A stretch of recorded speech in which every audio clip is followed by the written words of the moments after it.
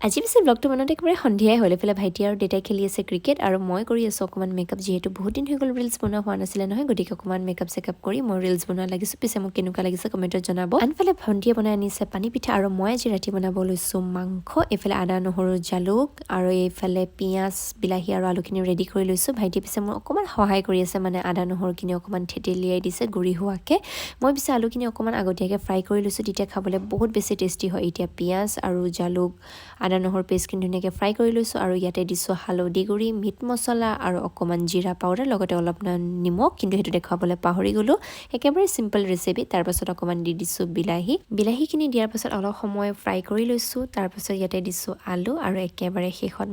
মাংসখিনি এড কৰাৰ পাছত মই বহুত সময়ৰ কাৰণে কম জুইতে ফ্ৰাই কৰি লৈছোঁ তাৰপাছত মোৰ হৈ গৈছে ৰেচিপি ৰেডি আনফালে মই অকণমান ভাইটিক পঢ়াব লৈছোঁ আৰু আজি ভিডিঅ'টো ইয়াতে সামৰণি মাৰিছোঁ আজিলৈ আহিছোঁ দিয়ক বাই বাই